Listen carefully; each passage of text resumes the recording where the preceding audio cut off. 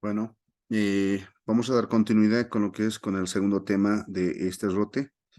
Eh, bueno, pues hoy nos toca desarrollar un poquito sobre lo que es todo lo que es el entorno gastrointestinal, desde lo que es esófago, intestino delgado y grueso, y parte de lo que son los otros estudios de estructuras macizas. Bueno, vamos a ir hablando que los signos radiológicos habitualmente van cambiando sustancialmente, ¿ya? En especial cuando nosotros hablamos de patologías gastrointestinales como ser intestino delgado. Tomando en cuenta que uno de los trastornos más frecuentes a nivel del intestino delgado y grueso son las obstrucciones intestinales, ya que esto puede deberse a condiciones metabólicas, ya como se denomina adinámicas, ya, o condiciones mecánicas, no es decir, que por una obstrucción de un segmento intestinal o torsión o una oclusión por otro cuerpo. En este sentido, vamos a ir hablando de algunos aspectos que contemplan a nivel gastrointestinal. ¿Ya?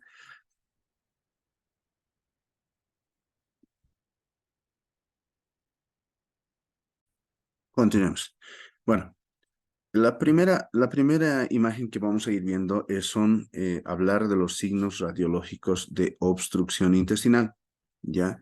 En este punto vamos a ir hablando que el estudio de lo que es la radiología nos permite evaluar una serie de trastornos. En este caso, eh, el intestino delgado puede llegar a tener diferentes causas de obstrucción. Ya, en principio, la causa más frecuente en los niños, más que todo en menores de 2 años y medio, son las intususcepciones, es decir, la invaginación intestinal, seguido en pacientes adultos, hablando de lo que son las bridas y adherencias debido a aquellos pacientes que han sido sometidos a cirugías abdominales repetitivos o cirugías grandes, ¿no? Como ser en caso de traumas abdominales donde manipulan todo lo que es el tubo digestivo.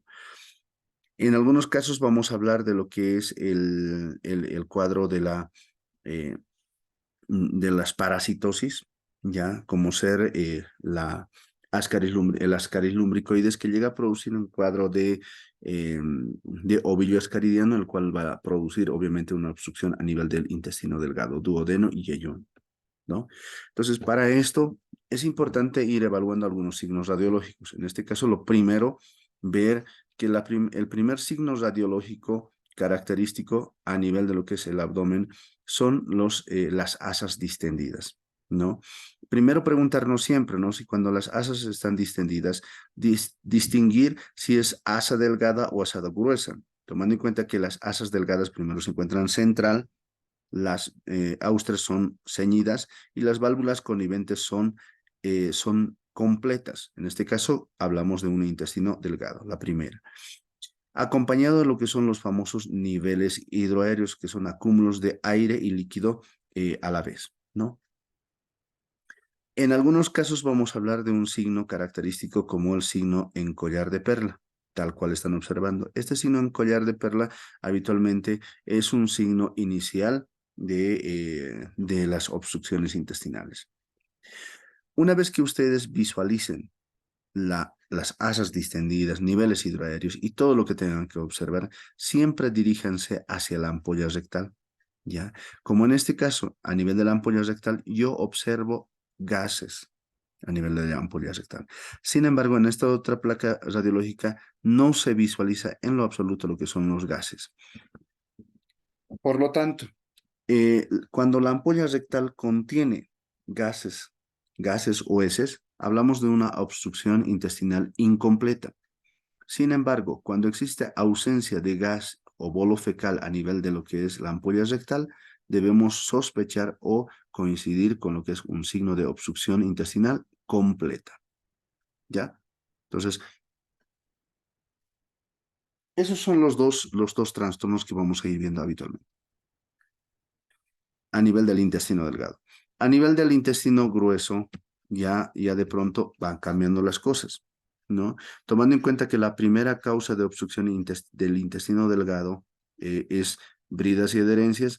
En este caso, la primera causa de obstrucción del intestino grueso son los dolicomegacolon, ¿no?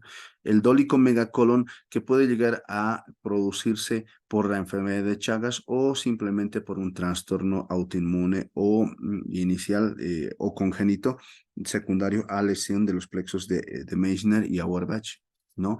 En este caso, tanto el dolicosigma como el dolicomegacolon son las causas más frecuentes. En algunos casos, como ser el megacolon tóxico, ya, que son considerados de origen metabólico, pueden llegar a producir obstrucciones a nivel del colon transverso. Y el cáncer, fundamentalmente el cáncer de colon derecho o el colon ascendente, es una causa frecuente de lo que es obstrucción del intestino grueso. ¿Cuáles son los signos radiológicos típicos? Lo primero, vamos a ver asas intestinales dilatadas, obviamente asas gruesas.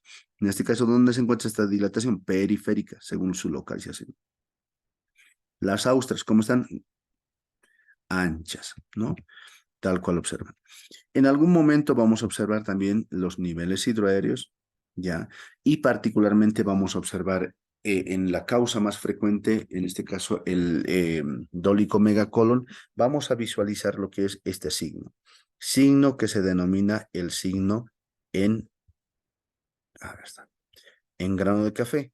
En este caso visualizamos esta imagen completamente torsionado y ahí observamos un centro, ya, un centro, una raíz, una línea que va a separar, al igual que en el grano de café, ¿no? Por eso se le conoce como el signo en grano de café, que lo vamos a observar mucho mejor en esta imagen.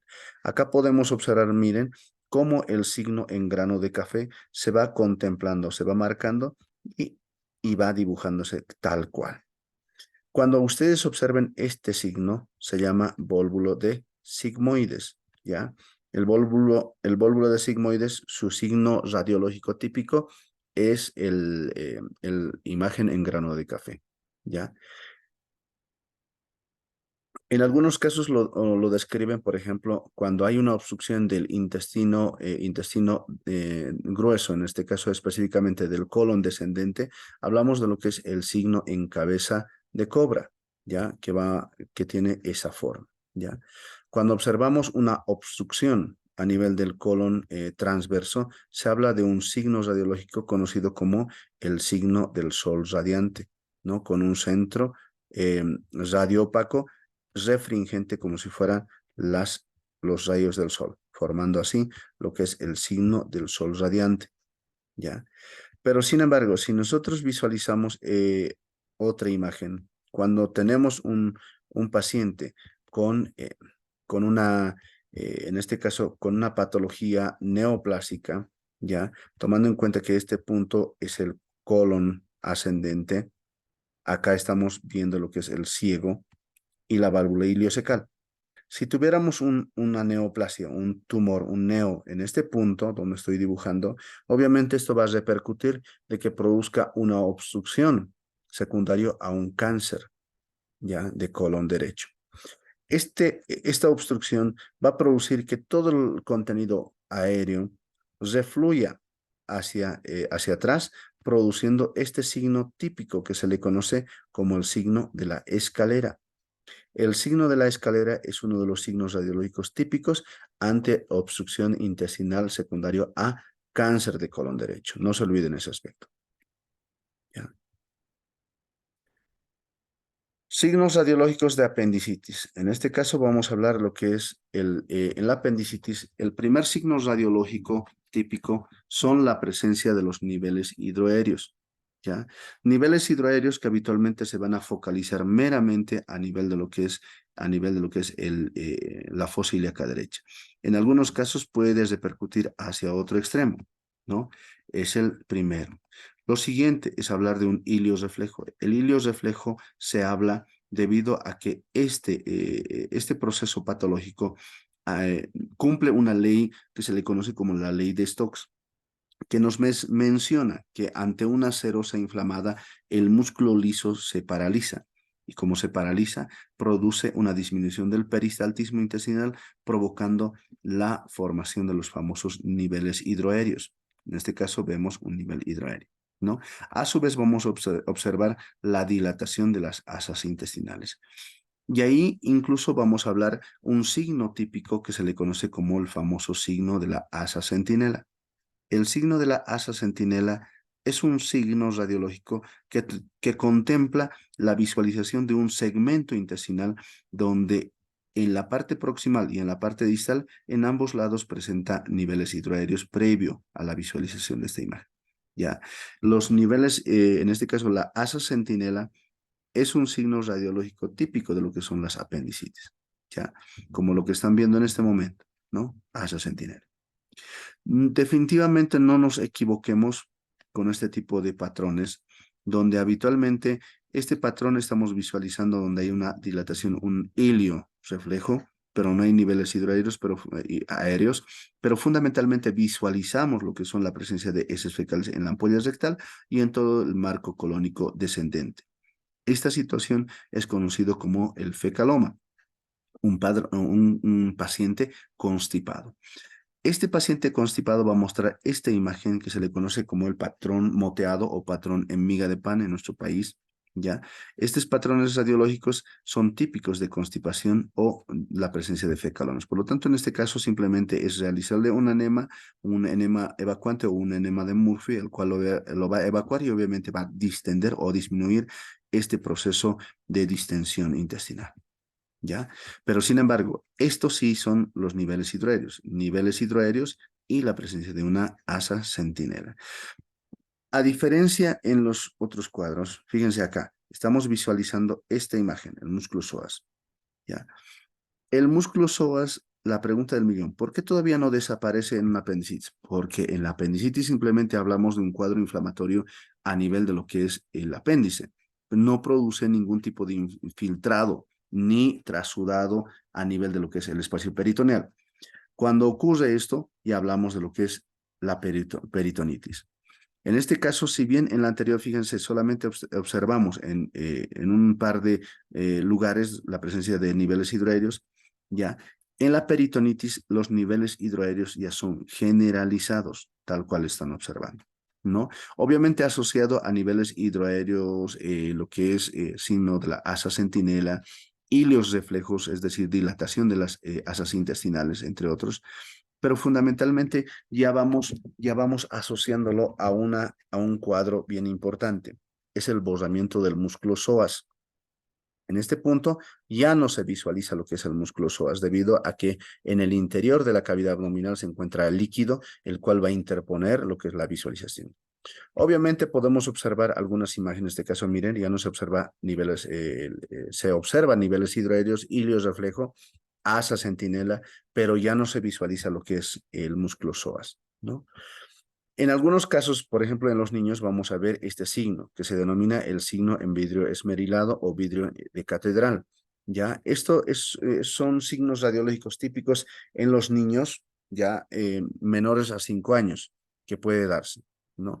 En algunos casos, cuando existe una ruptura o una perforación, inicialmente puede llegar a producir una protección a través del depósito de fibrina alrededor del intestino.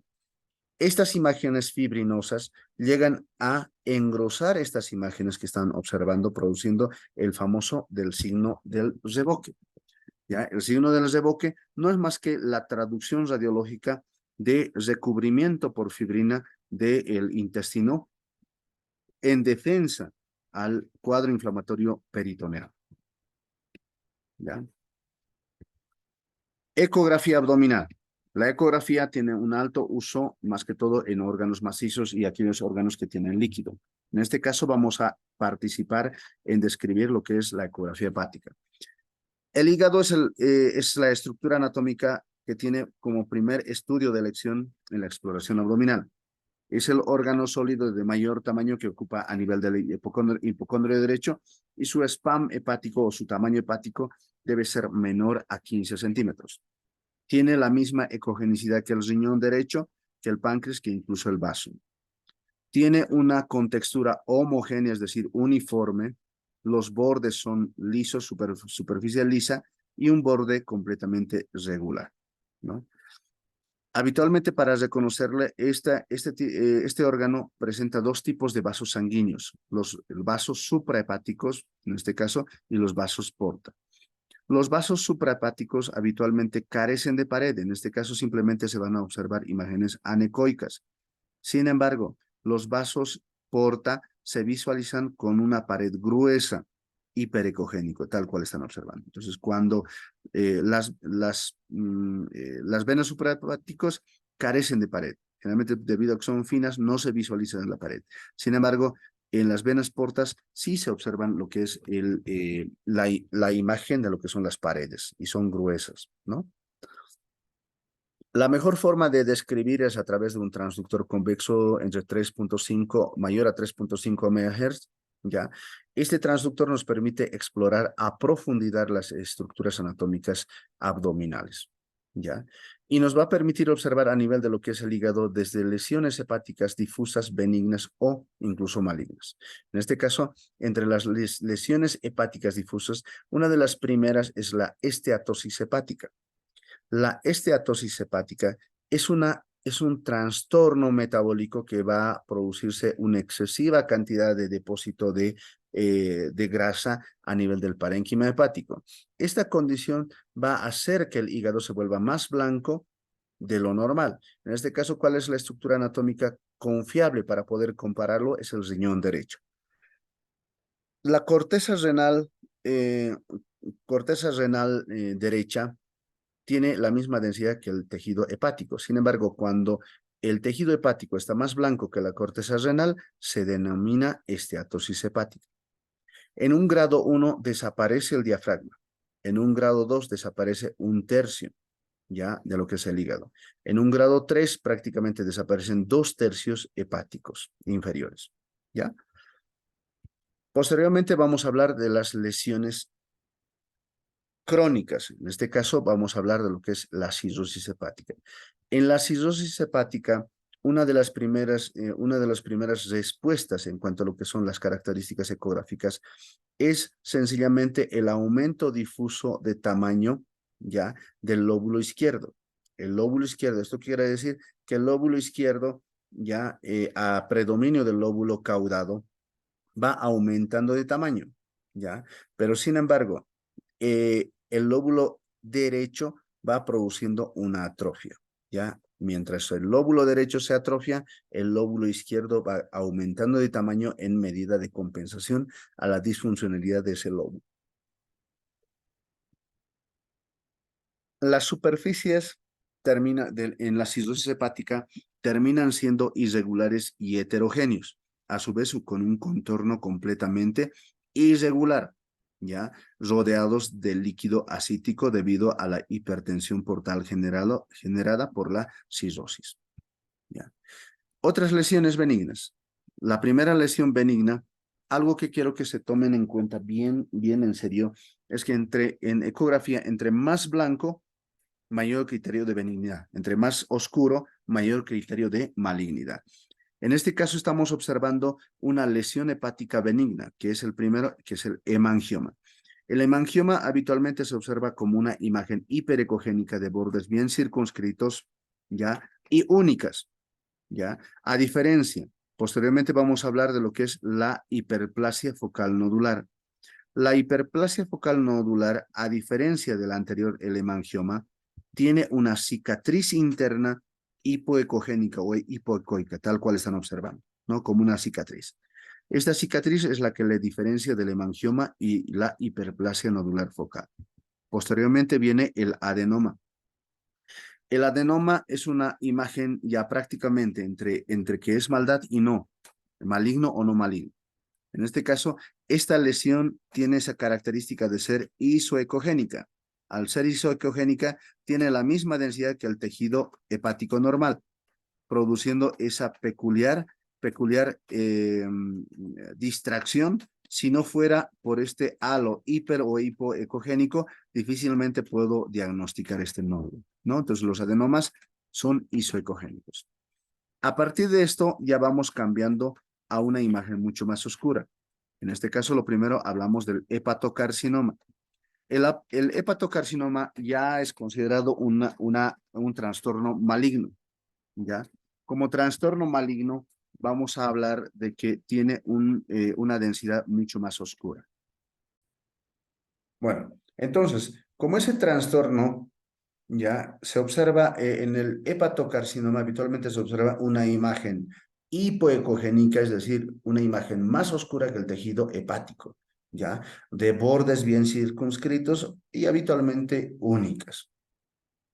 Posteriormente este tipo de imágenes vamos a observar en pacientes con patologías degenerativas como la cirrosis hepática. Posteriormente vamos a observar lo que son los trastornos asociados a colangiocarcinoma. El colangiocarcinoma habitualmente es un tipo de trastorno, una neoplasia maligna de vías biliares intrahepáticas, los cuales van a producir una distribución aberrante, una imagen aberrante, ya completamente tabicado con paredes gruesas, el cual se le considera como colangiocarcinoma. Finalmente, ya la otra es hablar de este tipo de lesiones, imágenes hipoecoicas múltiples en el tejido hepático, conocidos como la imagen en bala de cañón. Este tipo de trastornos de diferente tamaño, por cierto, son considerados signos de metástasis hepática. ¿Está bien? A nivel del hígado también vamos a observar algunos, bueno, más que en el hígado, vamos a observar algunas de las imágenes, ya, como ser las hidatidosis. Sabemos que la hidatidosis, el ser humano termina siendo un huésped accidental, ya que la forma evolutiva que llega a producir este tipo de enfermedad o el parásito es el Echinococcus granulosus, el Echinococcus multilocularis, el Echinococcus bocelli y Oligartrus, que son las especies que van a llegar a producir este tipo de trastornos, fundamentalmente el Echinococcus granulosus y multilocularis. Debido a que la hidatidosis inicialmente es hepática y después se puede transmitir al pulmón, vaso, riñón, incluso se habla en la bibliografía que entre 20 a 30 años puede llegar al espacio osteoarticular, ¿no? Pero, sin embargo, al llegar en la primera fase a nivel hepático, se clasifica de acuerdo a una clasificación conocida como la clasificación de Jarvie, se clasifica en 5 tipos. Un tipo 1 es prácticamente hialino, es decir, anecoica con refuerzo acústico posterior. Y un tipo 2 tiene esa característica de presentar membranas desprendidas. Un tipo 3 tiene imágenes multivesiculares, tal cual están observando. Un tipo 4 se observa imágenes heterogéneas con imagen predominantemente sólido y un tipo 5 es completamente calcificado. Esta clasificación, por favor, requiero que ustedes se vayan aprendiendo, ya que más adelante esta les va a servir en clases como ser en medicina interna, como en gastroenterología. ¿Ya? A nivel de la vesícula, vamos a ir hablando de una patología, en este caso de patologías biliares, desde cuadros crónicos hasta cuadros agudos o incluso reagudizados, tomando en cuenta que la vesícula es una estructura anatómica piriforme, ya que tiene una medida, un diámetro interno menor a 4 centímetros y una longitud menor a 10 centímetros, con una pared menor a 3 milímetros, ¿ya? Esta vesícula muchas veces puede llegar a ser portador de lo que son patologías como ser el vaso biliar, ¿ya? O incluso presencia de litos, ¿ya? Cuando observamos litos libres en su interior, el diagnóstico se denomina colelitiasis. Realmente es un estado asintomático, el cual no va a producir ningún tipo de molestias, pero sin embargo, cuando esta vesícula, ya, debido a la contracción súbita, secundario a consumo de colecistoquinéticos, va a producir un enclavamiento del cálculo en bacinete, ya, va a llegar a producir una serie de cambios. Entre ellos va a ser edema de pared, ya, la distensión de la vesícula por acúmulo excesivo de líquido biliar, entre otros.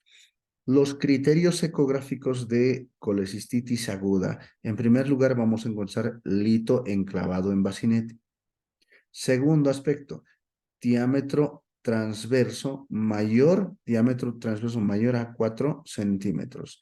el engrosamiento de la pared mayor a 4 milímetros y el último es Murphy ecográfico positivo. Es similar al Murphy clínico que nosotros lo hacemos, simplemente esto lo hacemos con el transductor, presionando con el transductor y le pedimos que inspire. Si el paciente al inspirar detiene súbitamente la inspiración, es Murphy positivo. Tomando en cuenta que es mucho más certero por el que se utiliza un medio visual directo sobre la vesícula, y obviamente ante la presencia de dolor en esa región, hablamos de Murphy ecográfico positivo.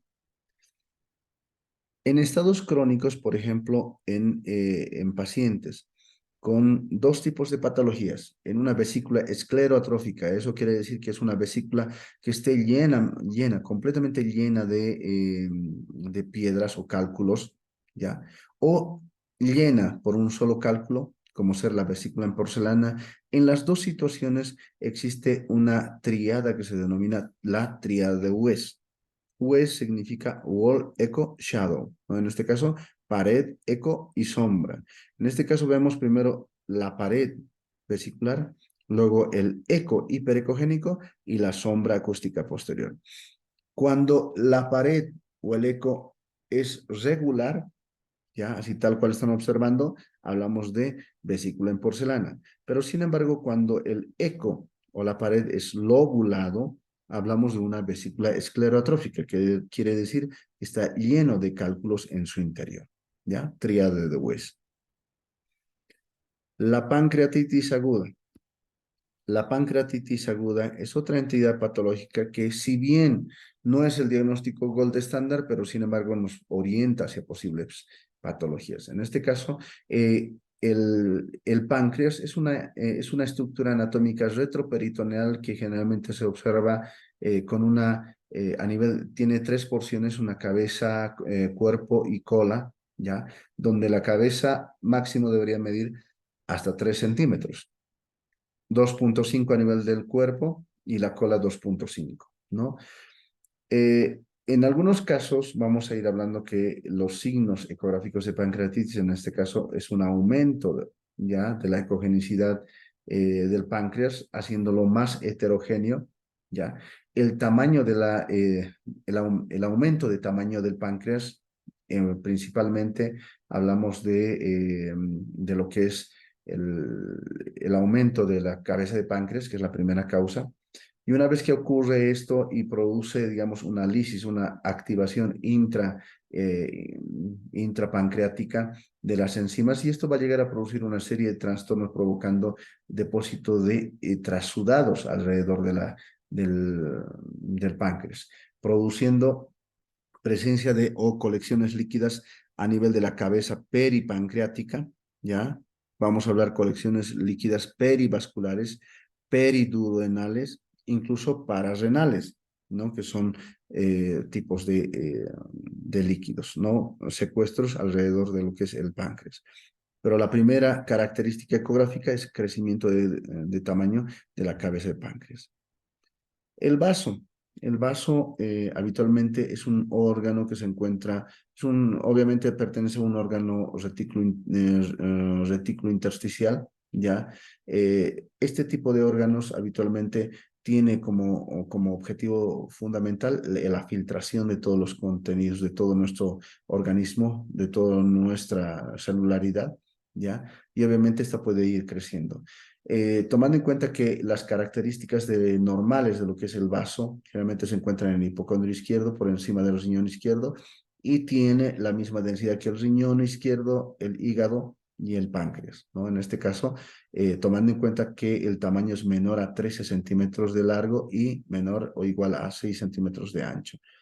Tiene una forma de semiluna, ¿ya? Tiene una contextura, una textura lisa con bordes regulares. El objetivo de evaluar lo que es el vaso es fundamentalmente para ver los posibles crecimientos, ¿no? Las megalias, esplenomegalias. Las esplenomegalias obviamente nos pueden llevar hacia posibles diagnósticos como ser la insuficiencia cardíaca, hipertensión portal, cuadros de leucemia, linfoma, hepatitis, mononucleosis infecciosa, infecciones generalizadas como septicemia, ya, la malaria, la mielofibrosis y las anemias hemolíticas. ¿ya? Estas condiciones nos van a llegar a producir el crecimiento del vaso. Entonces, un crecimiento, una esplenomegalia leve es considerado desde 13 a 15, moderada de 15 a 18 y masiva mayor a 18. Y muchas veces a nivel de, si llega a 18, la condición para evitar cualquier tipo de trastornos es esplenectomía. En la pancreatitis aguda se utiliza bastante lo que son los criterios de Baltasar, ¿ya? A través de lo que es la tomografía con contraste. Los criterios de Baltasar nos describen en un punto A. Un Baltasar A se considera un páncreas normal, pero sin embargo con signo sintomatología y laboratorial positivo para pancreatitis aguda. Un Baltasar B equivale a un punto. En este caso estamos hablando de un agrandamiento difuso del páncreas, fundamentalmente a nivel de la cabeza de páncreas, ¿ya? Vamos a hablar de lo que es un Baltasar C, ¿ya? Que es la presencia de anomalías intrínsecas o lesiones intrínsecas con presencia de una imagen heterogénea de la cabeza de páncreas, ¿no? Un Baltasar D, y hablamos de presencia de colecciones líquidas mal definidas, ya, conocidos como flemones en algunos casos, con colecciones peripancreáticas, perivasculares, periduodenales, incluso pararrenales, ¿no? En este caso, el Baltasar E ya corresponde a la presencia de dos o más colecciones líquidas mal definidas alrededor de lo que es el páncreas, ¿no? Entonces, este paciente obviamente eh, tiene una morbimortalidad grande. Tomando en cuenta, como podrán ver, cada uno de estos da un puntaje, ¿ya? Cuando el paciente sobrepasa más de los 4, hablamos de un riesgo medio que puede llegar a tener una morbimortalidad entre los 35 a 6%, y entre 7 a 10 hablamos de una gravedad alto que llega a tener una morbimortalidad entre el 92 al 17%, ¿no? Entonces, estas son los cuadros asociados a pancreatitis aguda, que fundamentalmente se debe diagnosticar a través de la tomografía, ¿ya? Bueno, con eso terminamos la clase del día de hoy. Por favor, cualquier pregunta a través del chat.